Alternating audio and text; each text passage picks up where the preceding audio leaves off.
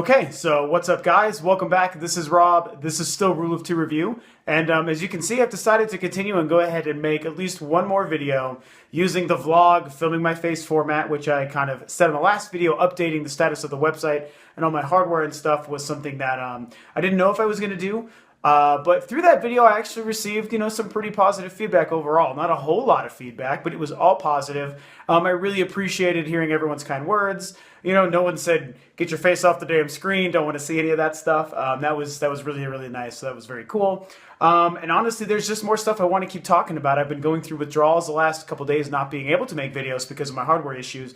Since this seems to have figured itself out, and since everyone seemed to be okay with it for the most part, I figured I would go ahead and move ahead. So anyone who stumbles upon this video, just know this is not my typical format, the typical Rule of Two review format. It's normally video game footage and stuff you're watching with my voice and commentary happening over it. But this just happens to be what I have to be doing right now for the time being, another week or so. Maybe another couple videos will come out this way, but eventually I'm going to be going back to the video game format and not just my face. So, moving on, today I'm talking about something pretty interesting. I'm talking about Destiny, and even something more specific than just Destiny. What I'm actually talking about is the idea of pre-order special editions, and it's very specifically tied to the idea and the game of Destiny.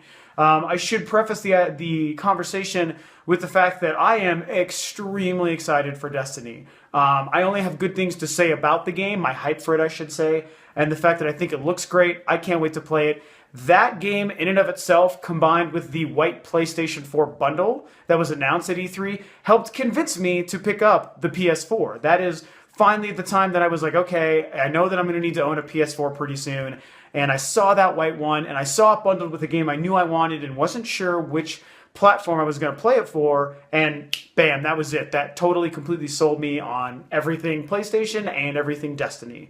So, I'm all about Destiny. I'm not here to talk bad about the game in and of itself. I am excited to spend my $60, more so really, 400 some odd dollars to get a brand new system just to play this game. So I'm all about Destiny. But again, talking about the pre-order editions issue is kind of the thing here. So I've got some information here on my computer in front of me, so bear with me for kind of looking away so much. But so they just recently announced, and they posted, Bungie made an update video talking about the 3 different kinds of pre-order editions available that will be available for Destiny. And long story short, they're kind of ridiculous to me, and here's why. So there is the Digital Guardian version, there is the limited edition, and then there is the Ghost limited edition, or Ghost edition is what it is. So there's those 3 main editions. If you watch the video, which I'll go ahead and post below, it was run through IGN. It's really cool. The editions themselves are actually great. The digital one is the one I would be the least excited about because I just don't really get into the digital stuff. The limited edition is just a typical limited edition that looks really nice, a super nice case, this amazing art book, all this cool extras, and not even art book. It's like a lore book. It's like, I think it's based on an artifact that you actually would normally find in a game, or it's something that is not meant to be. Look at the concept designs and everything that the team at Bungie worked on when creating this game. It's meant to be like the scribings and the writings and the documentation of people within the different worlds and characters and history of the Destiny universe. And so that's cool stuff for sure. And then there's in-game things you get, which is never really exciting to me. It's like emblems and stuff that you would maybe show off online or what have you to people. The Ghost Edition is neat in the sense that it is already the limited edition, and then inside of another larger edition, and the main thing that comes with is a ghost, which is the ghost within Destiny seems to be this, it's this like sentient AI little orb box thing. I don't know if that makes any sense, but that's like what it is. And it talks to you and it's going to help you or be a companion or something throughout the game.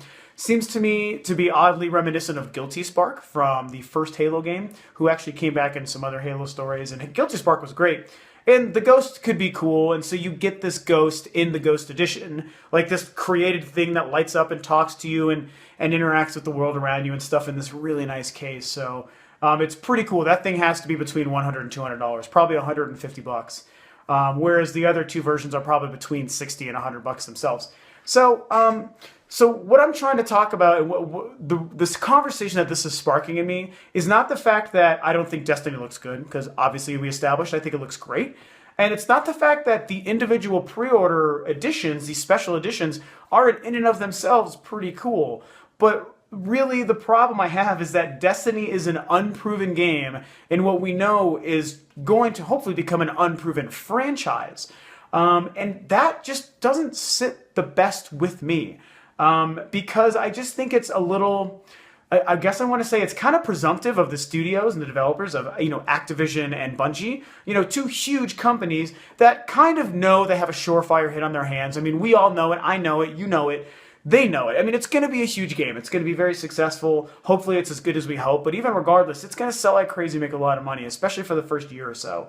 So we know they have a hit, but they're still trying to sell us on this kind of collector's edition stuff that to me doesn't make any sense when it's not already established in the minds of gamers and in the hearts of gamers and ourselves. If you're talking about a Zelda game or a God of War game, a Halo game like the Master Chief Collection, which is nothing as elaborate as this, those are the kinds of things that you expect limited and what's the other word? Anyway, different kind of edition. I brain farted a word. I'm sorry. This is the con to having to do like live video commentary where you can't re-edit later. So, these different kinds of special editions maybe is what I was looking for. It makes sense for those because you can give us like a Triforce necklace or something that's like Link's tunic, or like the Chaos Blades that Kratos uses. Something that we already know, we love, and that we've seen in effect previously and that we have some reason to care. A map of Hyrule, or something like that. Like that stuff, those games just came to mind. But you get what I'm saying. Large, well-established franchises, characters, and worlds, we want those limited edition things. And with Destiny, it's just nothing yet. It's nothing yet. The beta hasn't even happened. The beta's happening in a couple of weeks. It's July 8th today. I think it starts next week, the day after my birthday, actually, July 17th. That the beta starts for the PlayStation platforms only for a week. The whole thing goes for a week, I think. And so, like, no one, except for people in the industry and people who made it to E3, have played this game. And so we don't really know if there's any characters we're going to become attached to. We know what the Guardians themselves are. They're like the, so far, nebulous, armored-seeming, mercenaries, like warriors and stuff that we're going to play as and interact with in the game. And, like, they look cool, and I'm excited to be one of them, but I don't know anyone's first name. I mean, am I missing something? If you guys know, is there, like, a Bob or a Joe or a Sue somewhere in the Destiny universe that they've talked about that we don't know about? I don't think so. The game might establish this stuff. Again, as someone who's excited for the game, I have a completely open mind when it comes to the physical product, the end game itself. I can't wait. So the game may give us all the stuff that we're excited for, and when a Destiny 2 may come down the road, then it's like, okay, we really want this gun because it was important in the first game to the character who we loved, and maybe we want, art book of this character because we loved him from the first game, or her. Stuff like that, and it's just, so what I'm trying to get at, I'm going to funnel my conversation back down and wrap it up here, is just really the fact that the presumptive nature of this just irks me. It doesn't super make me mad. I'm just not a mad gamer in general. You've probably noticed. If you're looking for an angry ranter kind of gamer, like I know is really common with some people who I love, that's not me. Obviously, things will bother me, but I'm not really mad about this. It doesn't sit right with me. It makes me feel a little bit icky. It's like this is like kind of, I think, exemplary of the worst kind of preying on gamers' traditions and our tendencies to want to get these cool new things whenever they come. Because a lot of people, I'm sure these things are going to be successful. People are probably going to buy them like crazy. Activision and Bungie will have made a lot of money from them, and that's great. As someone who believes in the game, I certainly wanted to see that success. And anyone who buys these and loves them, awesome. You hopefully just get your money's worth. But I just think that it could potentially be a sign. I don't want to look too deep into it, but it could potentially be a sign of problems that could persist more and more down the road, where we just don't need every single game that comes out from every developer to have all these special editions to try to get this extra money out of us when there really isn't a place for it. Again, with established games, with things that make sense to want to collect the items within, that's great. Give us the, I'm not a Pokemon fan, but give us the Pokemon thing that everyone's going to get all these different Pokemon figures and really care about and get excited about that stuff. Give us that stuff that we know already matters. Destiny, Yes, we're all excited for it, but we don't know anything about it. We don't care about it yet. It's just a bunch of random dudes in random armor with random guns shooting a bunch of cool shit. And that's going to be great, but that's all it is right now. So we don't necessarily need these things. And I just hope that this doesn't become more and more of a trend down the road, you know. If anyone who's old enough to have been gaming at this time, which really wasn't that long ago, or even maybe who was at least gaming at that time, who might not have been at the time, you know, if you go back to like the PlayStation 2, Xbox, and GameCube era, which is just one of my favorite generations ever.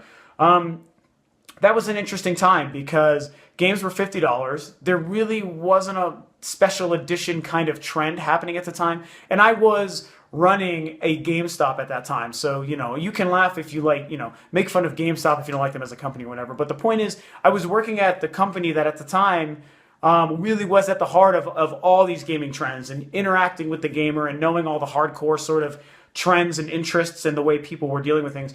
And I remember when a couple of special editions did come out, and those were $60. So we went from your average $50 game to the occasional $60 game. There really wasn't a whole lot.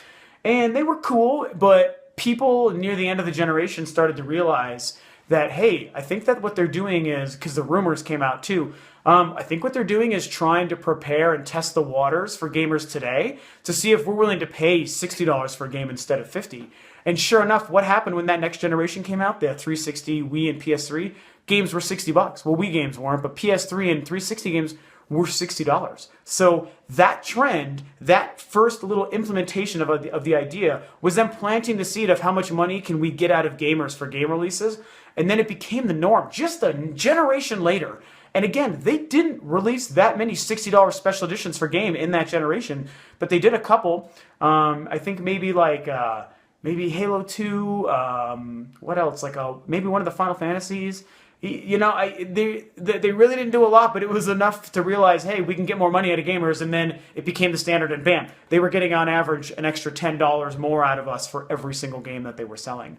And so, you know, in thinking about that, you know, a while ago, and then of course, not to mention the fact that the special edition games got way more elaborate, way more expensive, and way more common throughout this last generation, 360, PS3, Wii. And then here we are today, where we have a game unproven and untested. Even with alt type, we don't know anything about it. And here we have these probably $150 edition.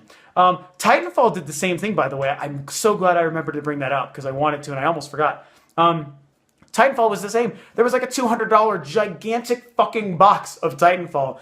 And that looked probably really awesome, but why? Why? No one even knew how good Titanfall was going to be. Yes, it looked great. We couldn't wait to play it, and it turned out to be very good, but we didn't know. Don't make these things when we don't know. If it's so, I almost think it's, I hate to say the word, but I think it's almost pitiful to reserve that. Like, I am so stoked for Destiny, I am spending an extra $400 to buy the platform to play it on, okay? So that's how excited I am.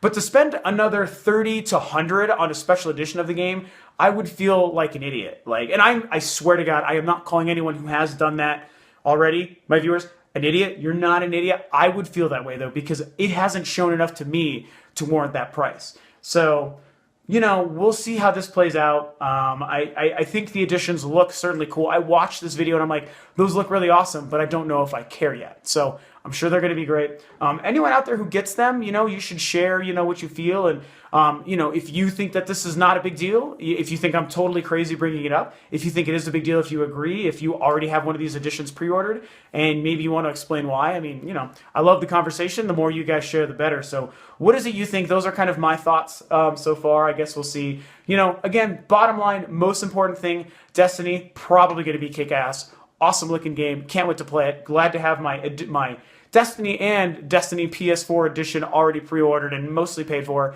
So it's going to be a great September and fall once this stuff comes out. What do you guys think? Share, of course, you know, down below.